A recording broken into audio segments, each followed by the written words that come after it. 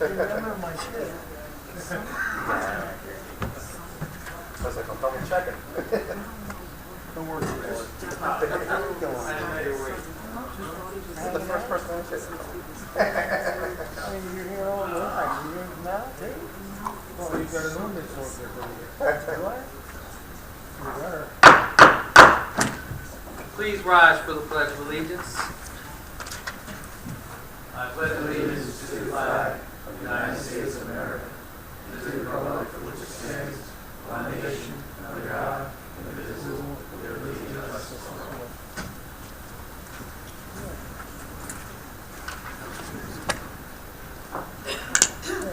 This regular meeting of the Township Council is being held in accordance with the scheduled meetings of the Township Council, established and adopted by the Township Council, which schedule designated the time, date, and place of this meeting. Adequate public notice of this meeting has been provided pursuant to the Open Public Meetings Act. We are using an electronic amplifying device in order to obtain a clear and audible record. And we request all those wishing to speak be recognized and state their name and address directly to the microphone. The recording device will be solely utilized by the Township Clerk's Office, by the Township Clerk's Office for preparation of minutes, and shall be the official record of the Township Council meetings. Madam Clerk, may I have the roll call? Mr. Hutchison, He is on vacation. Mr. Owens, He is on vacation. Mrs. Stubbs, Mrs. Winters, here. Mr. Mignon, Here. Mrs. Trotta, here.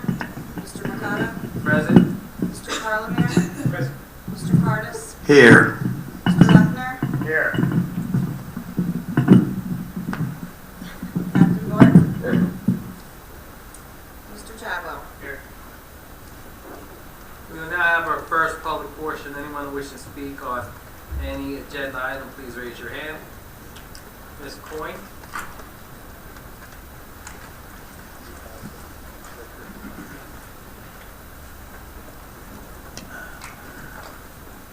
Jason Point, 1062 Laney Road. I was wondering if you could tell me who the owners of DKGT 18 LLC are?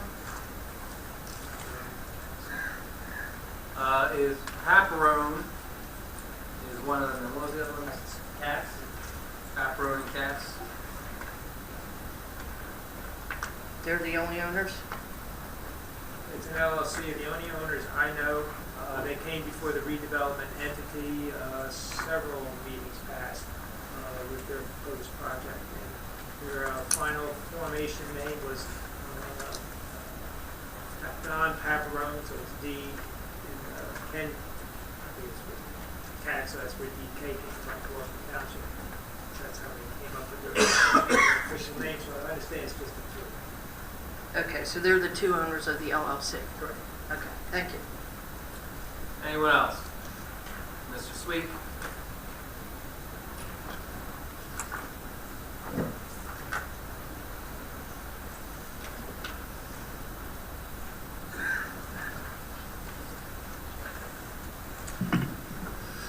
Mr. Boyd, we're going to amend that. It's Ken Schatz.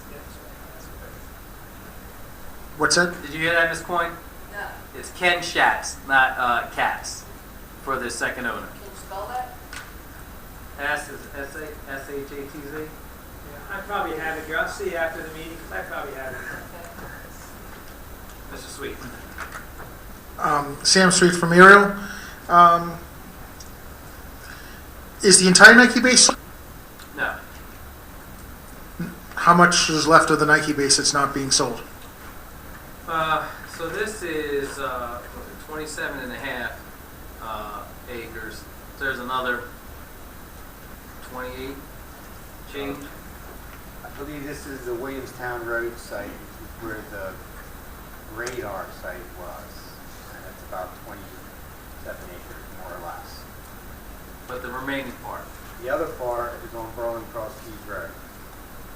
Okay, and that's not being sold, so it's just...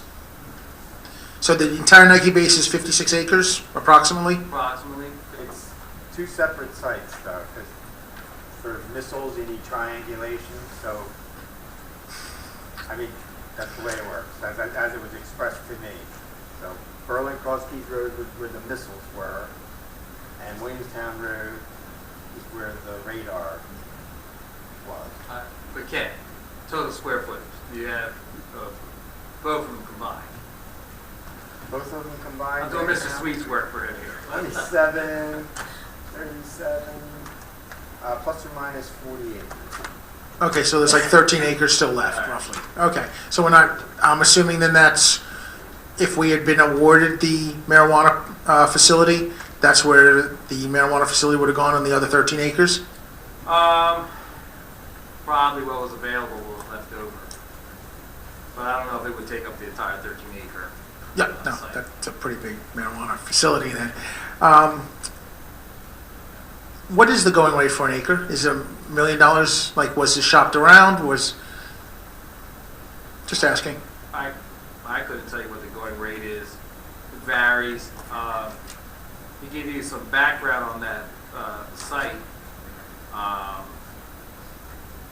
I've been here, this is starting my 15th year on council, and we've been shopping that site for 15 years. For years we had held out for a commercial rateable there. Those conversations took place for commercial ratables when we had 8,000 students in our schools from K through 8, and we were bursting at the seams. We don't have that problem anymore. As a administration, council, we had tried to curb the development in the southern end. The recession came in 2007, 2008. That kind of curbed more development that was taking place in the southern part of town. Today, we had two developers for a redevelopment meeting earlier prior to this meeting, that there's a total of 360 units that they want to build in the southern part of town. So development is coming back into our township. The Nike site, we were offered several times residential development projects, and we always balked at it because we'd rather have commercial for it. We've swung a couple times and we've missed, and things have fallen apart. People weren't able to move forward with their projects for whatever reason. Here's an opportunity with an established builder, a well-known builder, that wants to build homes. You said Paparone? Paparone. Okay, and from prior meetings with this, I guess this is going to be directed at Mr. Lechner, they're paying a builder's fee not to be part of, and I'm going to butcher the wording, but not to be part of low-income housing? This project, Yes. I think they required, we incorporated the developer's fee. Yes, that's what it was, a developer's fee. Yeah, 1.5% of the equalized assessed value And the assessed value is of the building of that we built. of each unit, Yeah, and there's going to be 75 units. yeah. And that money then goes back into low-income housing to be allocated as, whether it be for fixing them up or administrative costs or anything? Yeah, from a quick calculation, so an average of $3,000 for a home, average maybe, would be $225,000 that would go into the Affordable Housing Trust, and we would use that money to provide low and moderate income housing in accordance with our housing element and fair share plan. That trust in the past has been used for Senior Campus 1, correct? Yes. One of the projects that we used in Lakeland. Yeah. Rehab?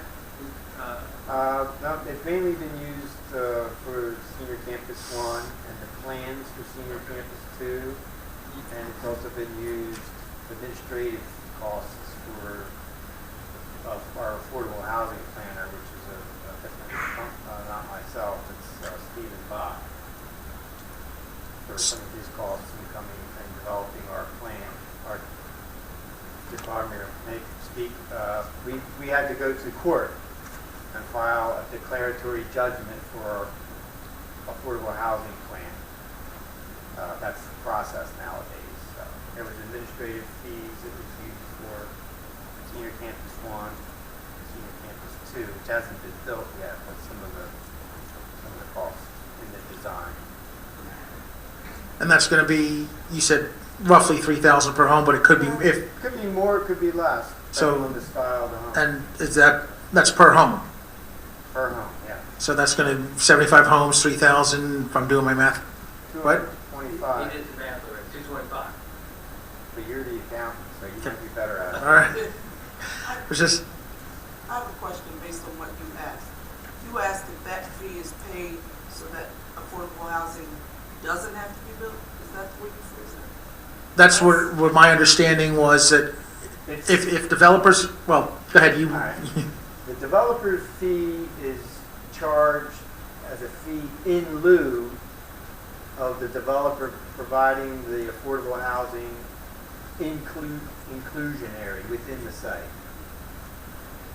So is it based on that? Am I to assume that everybody who comes in to develop a certain portion has to be low-income housing? If someone says, I want 200 homes, a portion of those have to be low-income housing unless they want to pay a developer's fee. Am I understanding that correctly, or?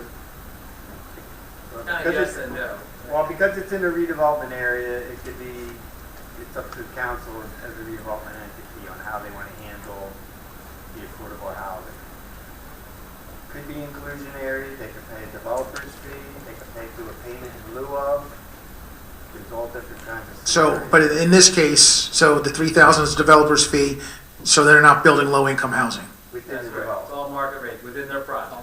within their project. Okay, thank you very much. Thank you. Anyone else? Mr. Polidoro.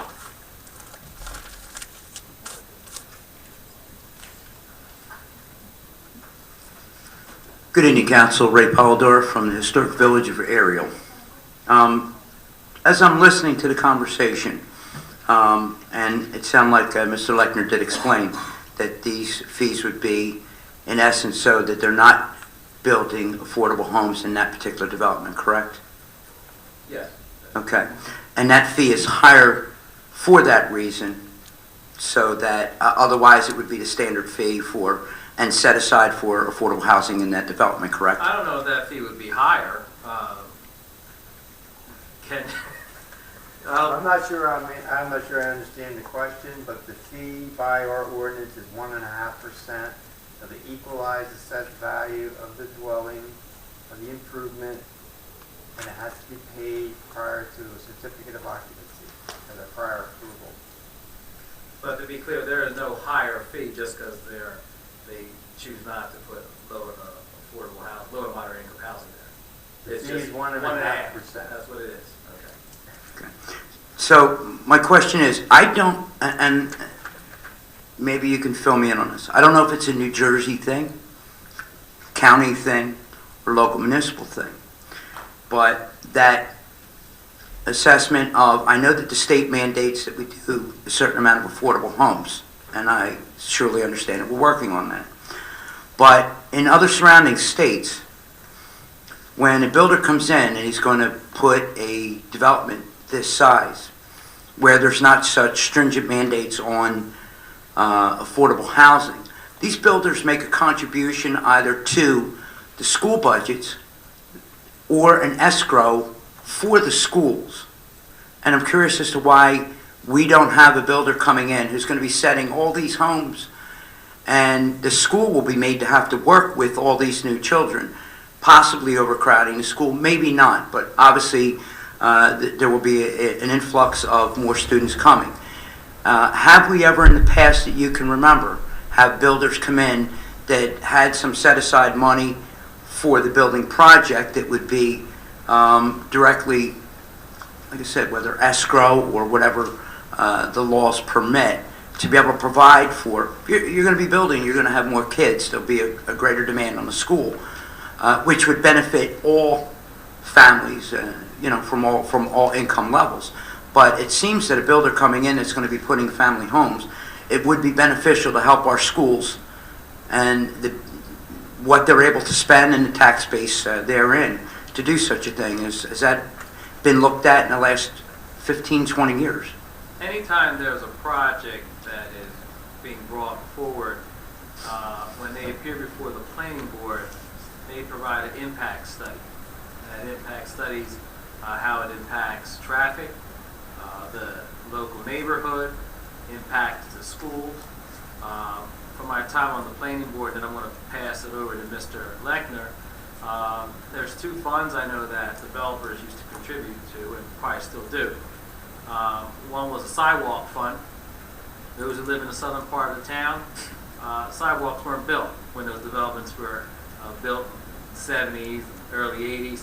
So they put money towards a sidewalk fund. And then there was a recreation fund. If they did not want to put tot lots were all the rage when they built projects, and then those tot lots all of a sudden made its way. They were now deeded over or given to the township, and then the township had to take care of those tot lots. So that was another fund that developers would put money towards. I don't recall, I don't even know if it's legal or we're able to do that, to request or ask a developer to put money to fund schools or the impact of schools. Mr. Lechner, are you aware of any of that? This is what I know, is that the sidewalk trust fund that we used to collect money for, we were at least threatened a lawsuit that it was unconstitutional, so we removed it from our We work. didn't bend any arms, we just say, we need some sidewalks. And the The playground? recreation improvements was found not appropriate through another case in another town, that towns weren't allowed to ask for recreation fees. And I understand in the state of New Jersey, there's no such thing as an impact fee. Other states have it, I think is what you're kind of alluding to, an impact fee. You may want to talk to legislators, but for the long, so I guess to answer your question is they will pay taxes like everybody else does in their community in the state of New Jersey. And part of that tax bill is through the school. Okay, so And that's how they will pay their fair share based on the school tax. we were no longer able to do sidewalks, no longer able to do recreation. And you tested the waters on that. It came back. It didn't pass the litmus test. Well, let me interrupt you. Please. We can require sidewalks. The issue was Should they pay for other sidewalks? we required sidewalks, but we would allow a payment in lieu of the sidewalks if the developer wanted to, and we would use that money to build sidewalks where we really needed them. Would it behoove us? The builders leagues have told us that you can't do that, so you either got to tell us we have to build sidewalks or waive the sidewalks. So now everybody puts sidewalks in. So when you see just 75 foot of sidewalk, it's because, well, No, and I get that. The one thing I'm thinking though is sidewalks didn't cut it, and the playgrounds didn't cut it. Maybe it's not, for whatever legal terms or constitutionally, that there may be that issue. I don't imagine that they could wiggle out of something that has to do with making a contribution towards the schools. It would be worth looking into. Got to believe that the school districts, the school teachers, principals would surely look favorably upon that, because they will be coming and the children will be coming. And it would be nice to give the schools more tools from new buildings, new families coming in, that's a contribution by the builder, and it's not going to cost the existing taxpayers anymore, and maybe it would start us on a upward spiral where our schools could surely use it. My suggestion is try it. What's the worst that could happen? I think it would be a great benefit to our students and staff and faculty of the schools. Thank you. Thank you. With that, we'll close the first public portion. Waive the reading and accept the minutes of regular meetings April 9th, 2018, April 23rd, 2018, May 4th, 2018, May 30th, 2018, June 11th, 2018, June 25th, 2018, July 9th, 2018, July 23rd, 2018, August 13th, 2018, and August 27th, 2018. Can I have a motion, please? I'll make that motion. Thank you, Mr. Trotter. Second, Mr. Winters. On the question, roll call, please. Mrs. Stubbs, I need to abstain from July 9th, but yes to all of them. Mrs. Winters, Yes to all except for July 23rd and August 27th. Mr. Mignon, Yes to all, except I abstain from June 25th, 2018. Mrs. Strata, I abstained from April 9th, 2018 and June 11th, 2018, and yes to all the rest. Mr. Mercado? Yes to all. Now we have our ordinance. This is the first reading. There will not be a hearing for it. That'll be at our second reading. Ordinance 0-19-01, ordinance of the Township of Gloucester, County of Kansas, State of New Jersey, adopting amendment number 7, amending ordinance 0-02-30, commonly known as the New Vision Redevelopment Plan, Area Plan, to establish the New Vision Single-Family Residential Overlay District for part of Block 18301, Lot 13.01. This amends the New Vision Redevelopment Plan. The ordinance, contains a certain tract and parcel of land. That parcel of land is running along Mullen Drive. And that's for single-family homes. I entertain a motion.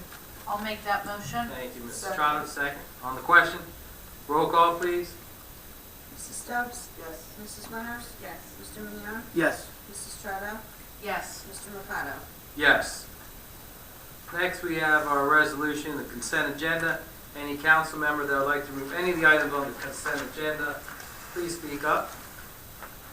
Hearing none, I entertain a motion to accept the consent agenda as presented. So moved. Thank you, Mrs. Winters. Second. Thank you, Mrs. Trotter. On the question, roll call, please. Mrs. Stubbs? Yes. Mrs. Winters? Yes. Mr. Mignone? Yes. Mrs. Strato? Yes. Mr. Mercado? Yes. We did not receive any GTE Gov access emails. We'll now open up the second public portion. Anyone wishing to speak on any item, please raise your hand. Ms. Coyne.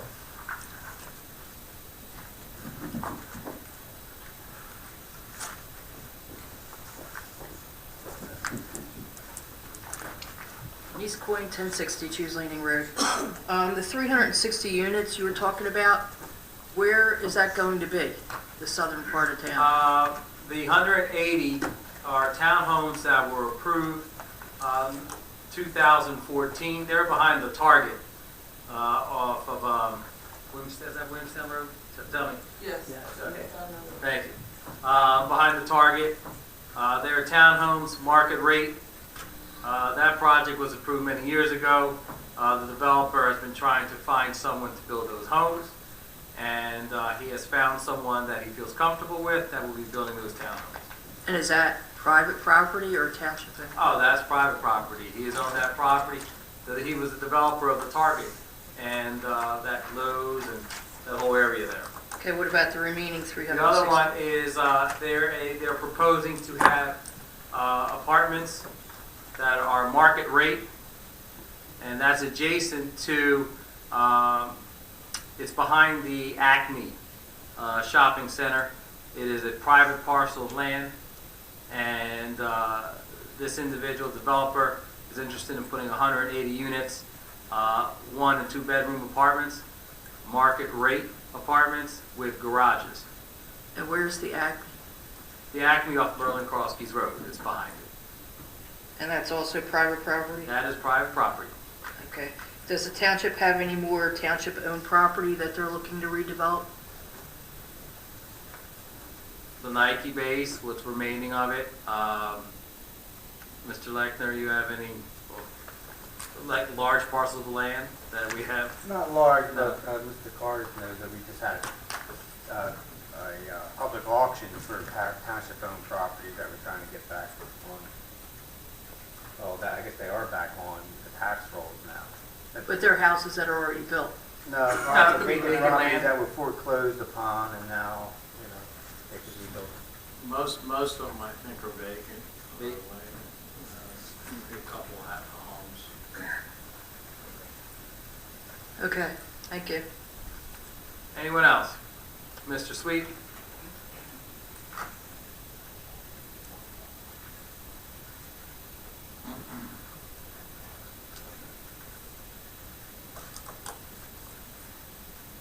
Sam Sweet from Ariel. To follow up real quick, the developer, who's going to be the builder of the 180 townhomes? The owner of the property is called Newman, but it's an effort with a group where Ryan Homes, and I don't know what the other acronym was, they said it earlier, Ryan Holmes is the lead on the project. So the same people that are building the homes across from Union Valley? Is Ryan building the homes across from Union Valley? I believe it is. NDR, yeah. NDR, okay. They're actually, Ryan Holmes builds the homes, and another entity, the developer, builds the improvement. Okay. Ryan Holmes doesn't do the improvements. They just build houses, as they tell me. Yeah. So essentially, I can kiss the Cracker Barrel, come into Gloucester Township, goodbye? That rumor that never seems to go away? That's been around forever. Yes, I know. So with all this development, we're not going to get a Cracker Barrel? You never know. Okay. I'm just asking because I'm tired of I driving love up. Cracker Barrel. Well, I know that, but I'm tired of driving up to Mount Laurel to, to there. Drive south, go to Pennsville, right there by the building over here. Just as far. Yeah. Couple meetings back, there was a thing on the agenda where the police are getting I guess not a building, but an office at the outlet centers, which is going to be used for training. Yeah. Didn't we approve, or not we, council approve a pole barn, which was going to be like a gun range or a training center as well? They did. You have pole barn that's over there at the gun range off of Hickstown Road. But the trailer that they had there, and Captain Bart could probably tell you about it, was woeful. There was holes in the floor, but that is mostly you're shooting guns. Yeah, it's where we qualify and arrange Qualify. stuff like that for mostly law enforcement. Okay. The training center that we're looking to add over at the LS is also going to be a spot where we would have like Citizens Police Academy, things like community neighbor watch meetings, things like that. I'm sorry, what was that? Like for when the police are involved, when like this community relations officers have had meetings, maybe some Citizen Police Academy classes will be held there. That type of training, no virtual shooting range or anything like that? I don't believe so. Okay, and I don't know if you know the answer to this. Is the crime rate down at the outlets gone up or down recently? That I don't know off the top. I just had the overall that we're down. I don't have any the crime rate particularly for the outlets, but Is that our able crime to be? rate's still down 34% in the last 4 or 5 years. Mhm.